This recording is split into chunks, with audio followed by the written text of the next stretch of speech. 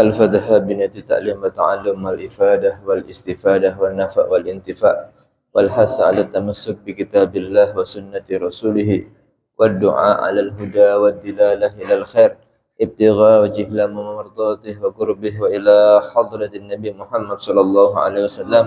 الفاتحة. أعوذ بالله من الشيطان الرجيم. بسم الله الرحمن الرحيم. الحمد لله رب العالمين الرحمن الرحيم مالك يوم الدين إياك نعبد وإياك نستعين اهدنا الصراط المستقيم صراط الذين أنعمت عليهم غير المغضوب عليهم ولا الضالين آمين. Assalamualaikum warahmatullahi wabarakatuh. Bismillahirrahmanirrahim. Alhamdulillahi rabbil alamin. Wassalatu wassalamu ala asyrafil anbiya'i wal mursalin Sayyidina wa maulana Muhammadin wa ala alihi wa sahbihi ajma'in. Subhanaka la ilma lana illa ma 'allamtana innaka antal alimul hakim. Rabbi shrah li sadri wa yassir li amri wahlul 'uqdatam min lisani yafqahu qawli. Amma ba'd. Segala puji kita panjatkan kepada Allah Subhanahu wa taala. Di malam hari ini kita dapat membuka kembali kajian setiap Ahad malam Senin di Mushallah Al-Muhajirin dalam keadaan sehat walafiat zahir batin.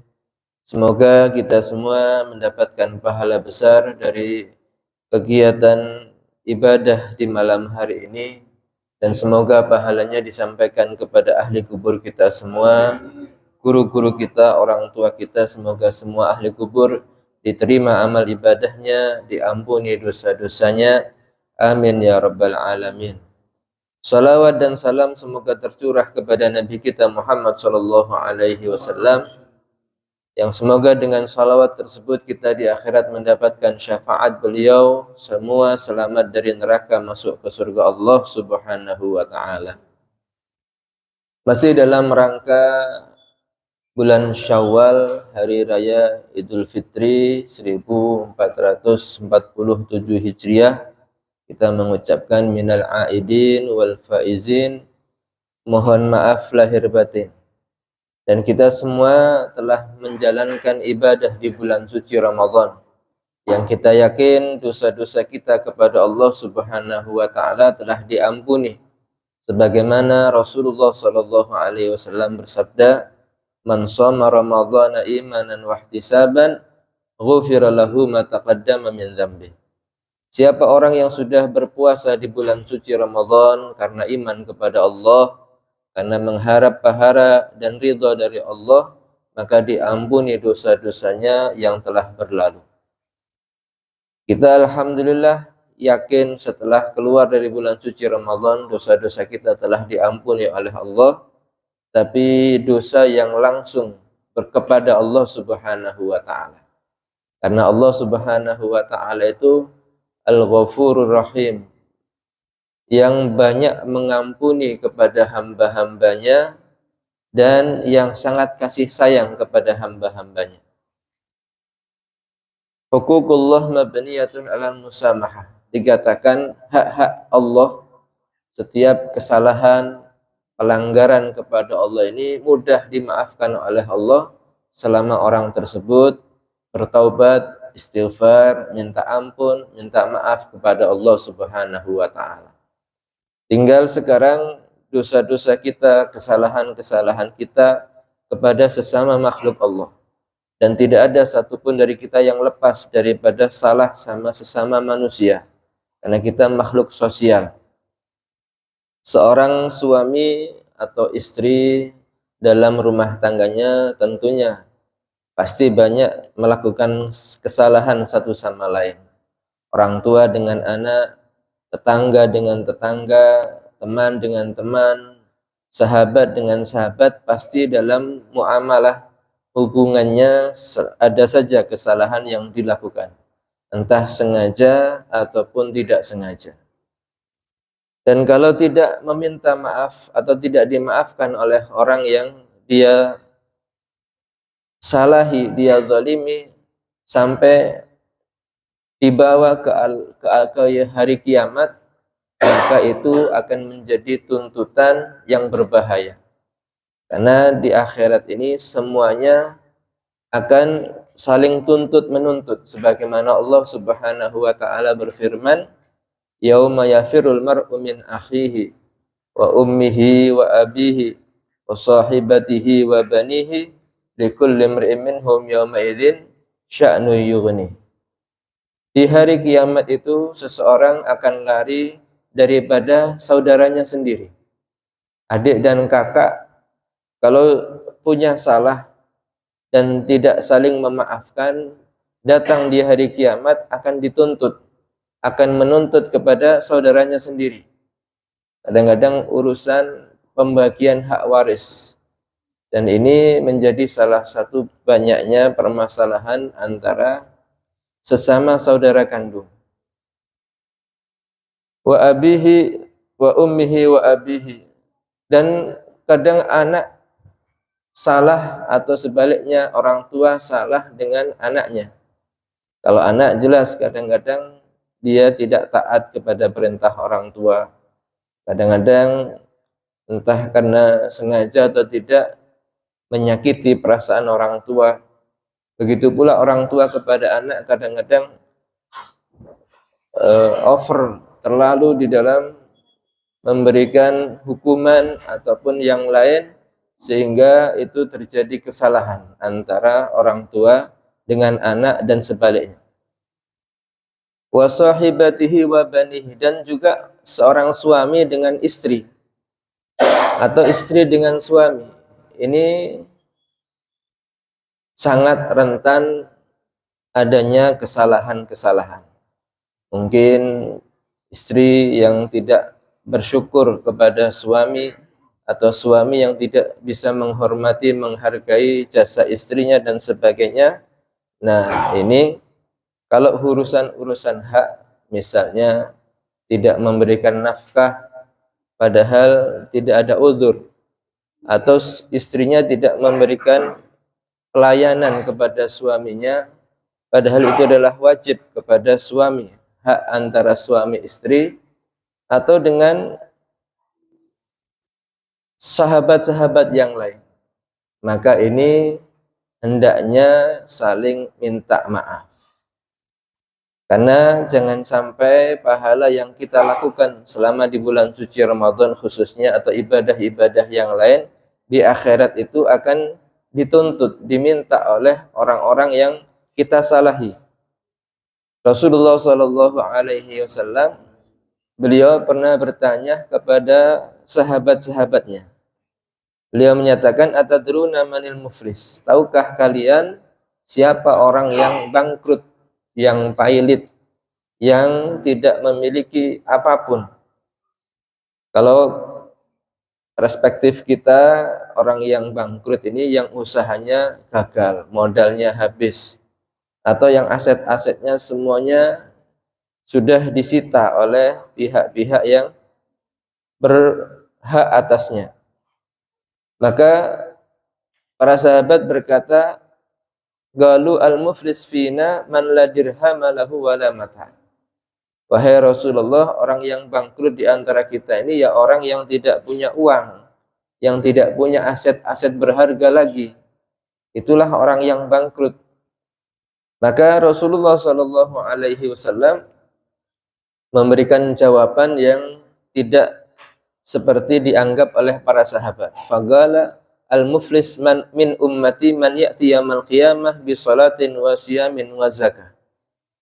Orang yang bangkrut itu adalah nanti orang yang datang di hari kiamat daripada umatku, dia membawa pahala salat.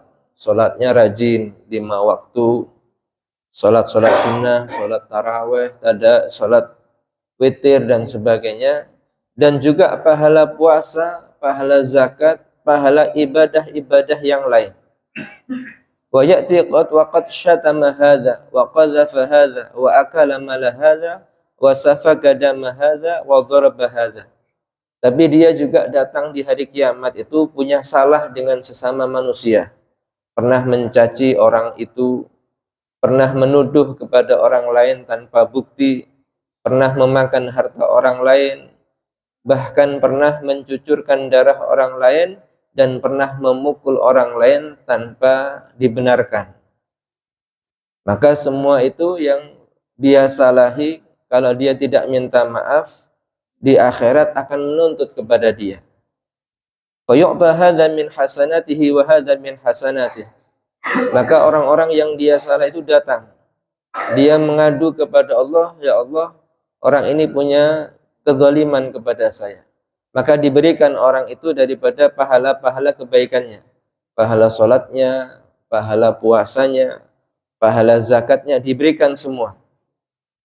Fa in faniyat hasanatuhu qabla an yaqdiya ma alaih ukhidha min khatayahum faturihat alaih thumma turiha finnar.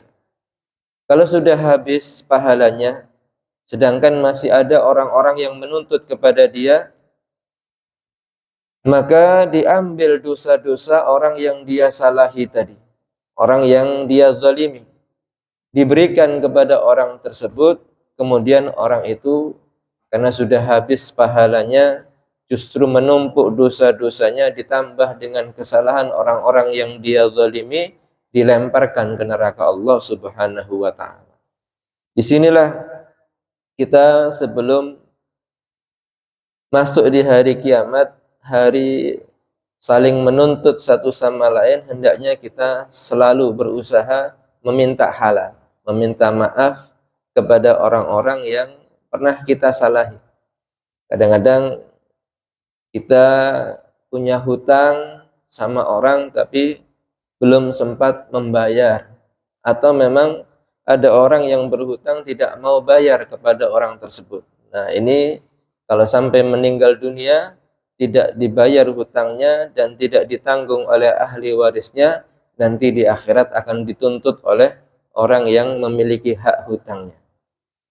Oleh karena itu, semua hendaknya kita selalu meminta halal, karena dikatakan hukukul adami mabniyatun alal musyahah. Hak-hak manusia ini umumnya adalah tidak mudah untuk dilepaskan. Kalau ada orang salah itu kebanyakan sekarang ini banyak menuntut, diperkarakan hukum dan sebagainya. Ini di dunia, bagaimana kalau di akhirat? Hukum yang ditegakkan oleh Allah adalah seadil-adilnya. Bukan hanya manusia, kadang-kadang diceritakan ketika di hari kiamat itu, di hari penghisapan, di hadis Rasulullah SAW, pernah ada domba, kambing yang bertanduk selama di dunia ini menerumbuk, atau bahasanya kita melukai domba yang tidak bertanduk. Maka nanti di hari kiamat dibangkitkan oleh Allah domba yang bertanduk yang bersalah kepada domba yang tidak bertanduk itu akan dibalik. Tanduknya akan diberikan kepada domba yang dia sakiti, kemudian diperintahkan domba yang disakiti tadi untuk membalasnya. Ada kisos, ada di akhirat. Setelah terjadinya kisos tadi, balasan yang setimpal, maka karena itu hewan dijadikanlah tanah di akhirat. Tapi kalau manusia tidak, semuanya ada hisabnya, ada menuntut di akhirat. Oleh karenanya pentingnya kita ini untuk selalu meminta maaf dan memaafkan. Inilah momen-momen yang menjadi adat kebiasaan di negeri kita ini untuk membersihkan dosa-dosa kepada Allah dengan ibadah di bulan Ramadan dan menghapuskan kesalahan kepada manusia di bulan Syawal, melakukan halal bil halal. Dan itu banyak dalil yang mendukungnya. Dan bagi kita yang diminta maaf, ada orang yang minta maaf kepada kita, hendaknya kita memaafkan. Jangan kita sombong, jangan kita merasa berat hati, karena dia sudah punya itikad baik untuk minta maaf.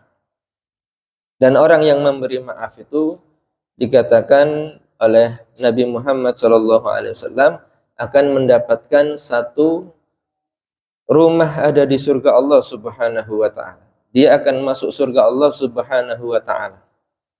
Dalam sebuah riwayat hadis, pernah Sayyidina Umar bin Khattab ini ketika duduk berdua dengan Nabi Muhammad SAW, ini melihat Nabi Muhammad SAW tiba-tiba tersenyum, seperti seolah-olah tertawa.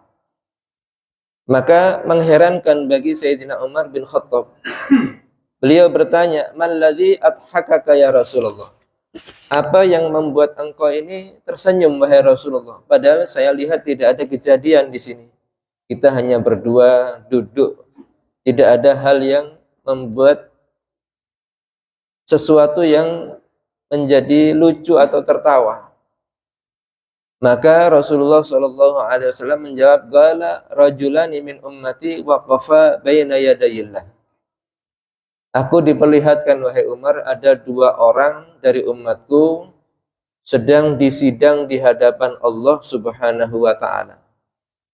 Faqala ahaduhuma ya Rabb inna hadza zalamani fakhudh madlamati minhu. Seseorang berkata kepada Allah sebagai ahkamul hakimin, hakim yang paling adil nanti di akhirat adalah Allah Subhanahu wa taala. Orang tadi berkata, "Wahai Tuhanku, orang ini telah zalim kepada saya. Maka tolong ambilkan hak saya yang telah dizalimi oleh dia."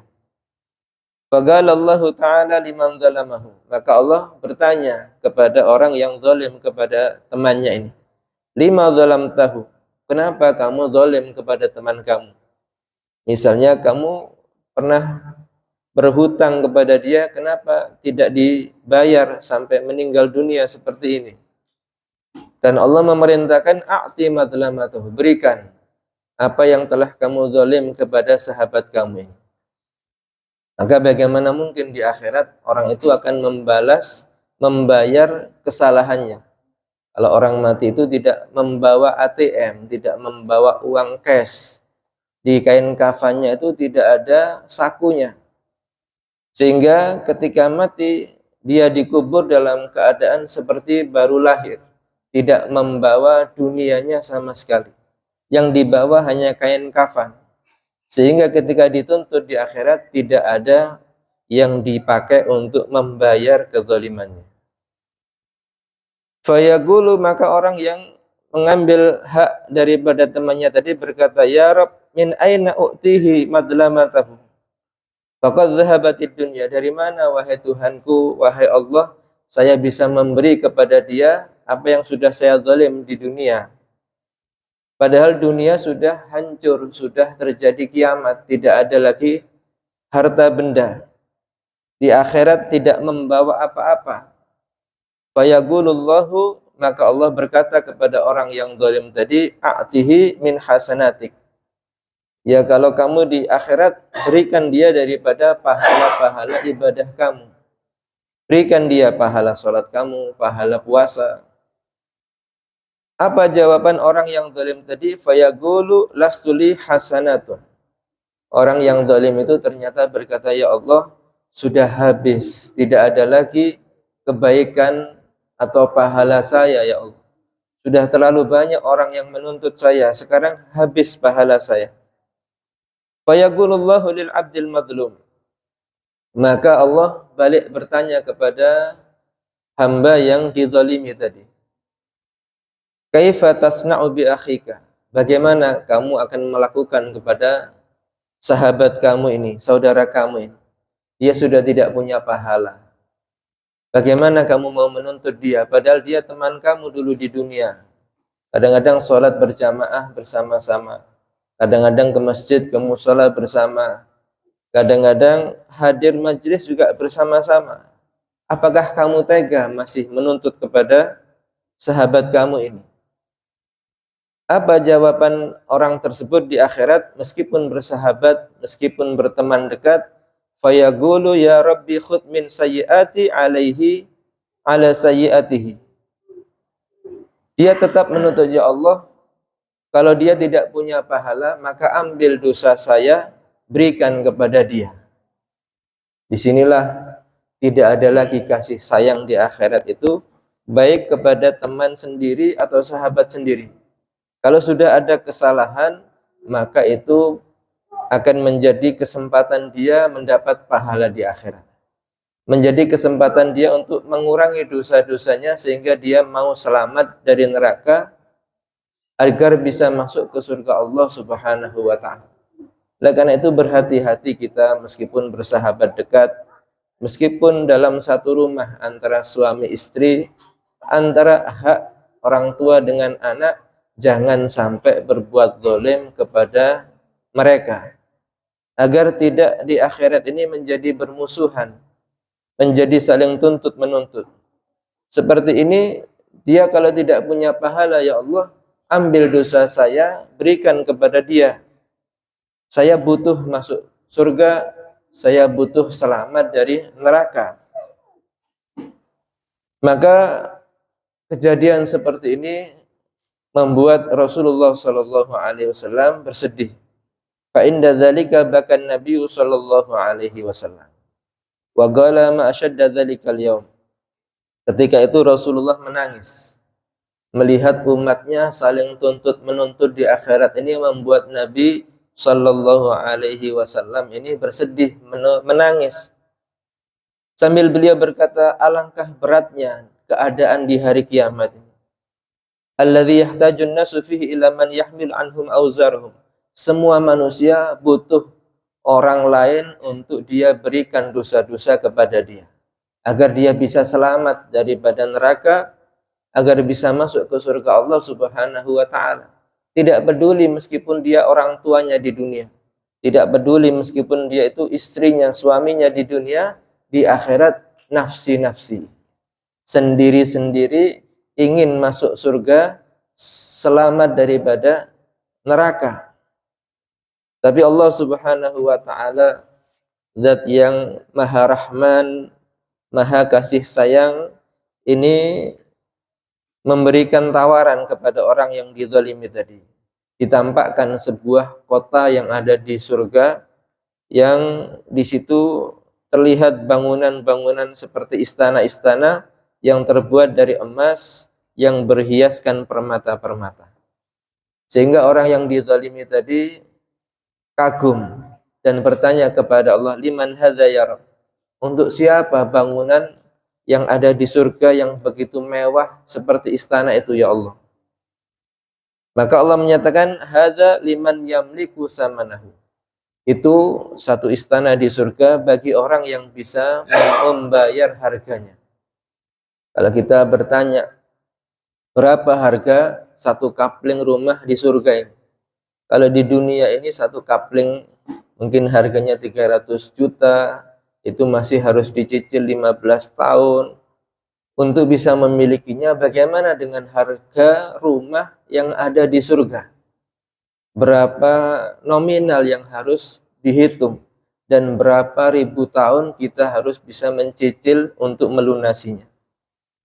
Itu tidak murah surga ini. Maka Allah mengatakan bagi orang yang mampu membayarnya. Dan orang ini sudah tidak mungkin saya bisa membayarnya, ya Allah. Maka Allah berkata, anta tamlikuhu, kamu bisa kalau ingin memilikinya. Sebenarnya kamu bisa. Qala bimadzalik ya Rabb, dengan apa saya bisa membeli atau memiliki satu istana yang ada di surga? Allah menyatakan bi'afika an akhika, dengan cara kamu memaafkan kesalahan saudara kamu ini.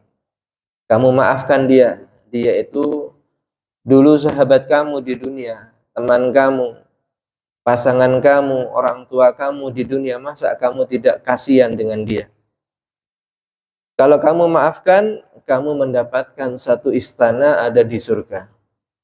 Gal qad afautu anhu, maka orang ini Meskipun dia menuntut, tetapi ketika mendapat tawaran sebuah istana di surga, dia lebih memilih untuk masuk surga Allah Subhanahu wa taala. Dia menyatakan, aku sekarang mengampuni dia ya Allah, memaafkan dia.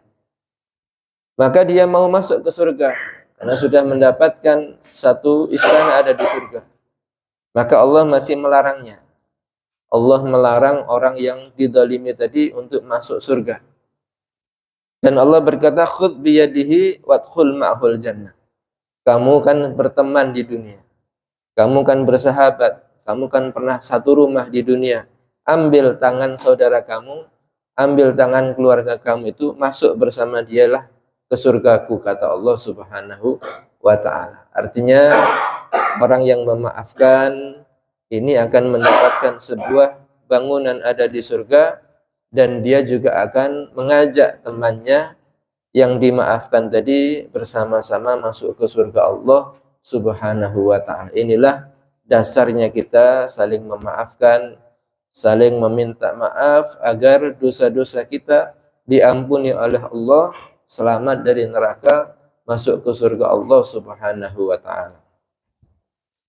Kemudian Allah Subhanahu wa ta'ala juga menerangkan keutamaan tentang silaturahmi.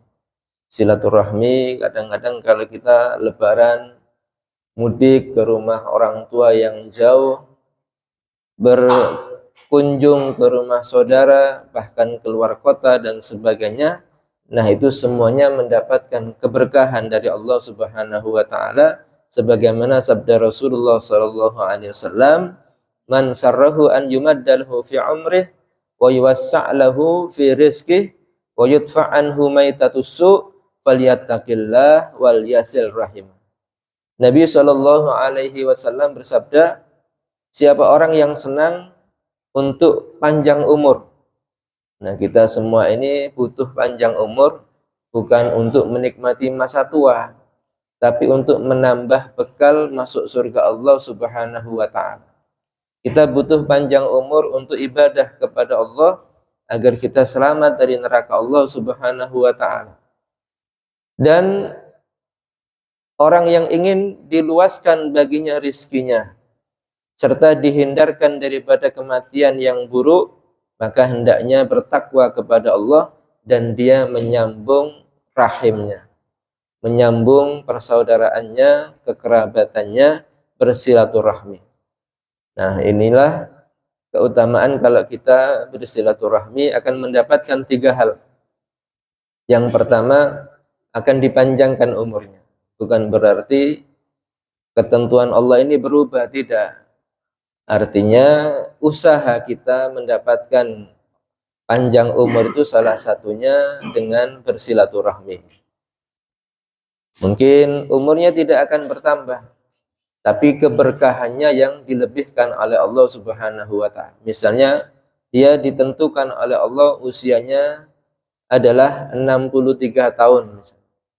Tidak akan berlebih, karena itu sudah menjadi takdir Allah, ketentuan Allah. Cuman dalam 63 tahun ini dia berisikan banyak ibadah kepada Allah Subhanahu wa ta'ala. Kadang-kadang ada orang itu yang umurnya tua tapi umur ibadahnya sedikit. Tidak seperti dengan umurnya.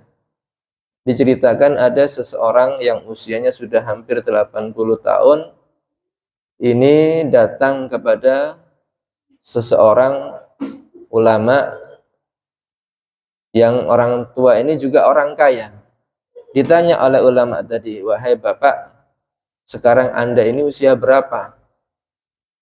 Maka orang tadi menjawab, umur saya 15 tahun Ustadz. Maka heran. Kemudian bertanya lagi seorang ulama tadi, berapa harta Anda yang Anda miliki? Anda punya banyak aset, punya banyak usaha. Maka orang tadi menjawab, hanya sekitar 100 jutaan lah. Maka heran lagi Ustadz ini atau ulama tadi. Dan ditanya, kenapa Anda menjawab umur Anda 15 tahun? Harta Anda cuma 100 jutaan, padahal umur Anda ini kelihatannya sudah hampir 80. Harta Anda bermiliar-miliar kelihatannya. Maka apa jawaban orang tua tadi? Benar wahai ulama, wahai guru, usia umur badanku memang hampir 80 tahun. Tapi saya baru beribadah kepada Allah ini masih 15 tahun.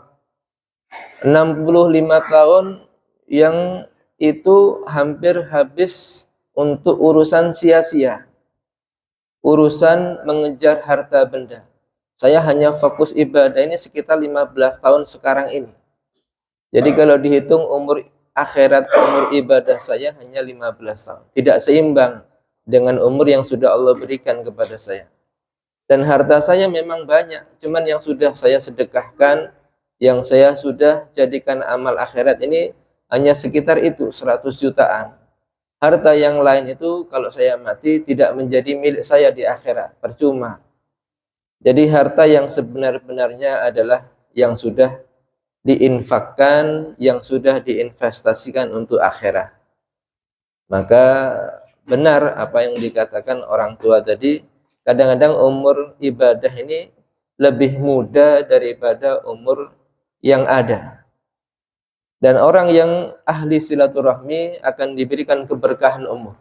Umurnya mungkin tidak sepanjang orang yang 100 tahun dan sebagainya, cuman isinya full, banyak ibadah kepada Allah Subhanahu wa taala, diberkahi di dalam umurnya.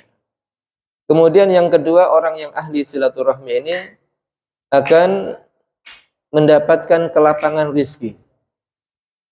Orangnya mungkin pekerjaannya biasa, sama dengan orang lain, tapi dia merasa cukup dengan rizki yang diberikan oleh Allah Subhanahu wa ta'ala. Dia menikmati hidupnya setelah bekerja, sisa waktunya untuk ibadah kepada Allah Subhanahu wa ta'ala. Tidak pernah sibuk, berlebihan, dan semua kebutuhannya dicukupkan oleh Allah Subhanahu wa ta'ala. Tidak banyak berhutang, hidupnya sudah bisa terpenuhi dengan hasil pekerjaannya. Tidak harus kerja sampai ke luar negeri, sampai banting tulang 24 jam dia habiskan untuk dunia, sedangkan akhiratnya berantakan. Yang ketiga adalah akan dihindarkan daripada kematian yang buruk. Dan ini yang penting. Orang yang ahli silaturahmi ini akan mendapatkan husnul khatimah, akhir umur yang baik, dihindarkan daripada kematian yang su'ul khatimah. Na'udzubillah min dzalik. Oleh karenanya semua adat kebiasaan yang ada dilakukan di negeri kita ini, khususnya oleh kalangan ahlus sunnah wal jamaah, seperti mudik lebaran, silaturahmi kepada keluarga, halal bil halal, selama dilakukan dengan cara yang halal, maka semuanya ini ada dasar hukumnya, dan itu dibenarkan secara syariat. Tidak ada larangan selama dilakukan dengan cara-cara yang dihalalkan oleh Allah Subhanahu wa ta'ala, dan itu mendapatkan pahala besar, mendapatkan keberkahan, dan terhindar daripada tuntutan di akhirat. Semoga kita semua selalu mendapatkan rahmat dari Allah Subhanahu wa ta'ala, dimudahkan dalam mendapatkan hidayah, dan kita di akhirat mendapatkan masuk surga, selamat dari neraka Allah Subhanahu wa ta'ala. Kurang lebihnya mohon maaf. Wal afu minkum. Assalamualaikum warahmatullahi wabarakatuh.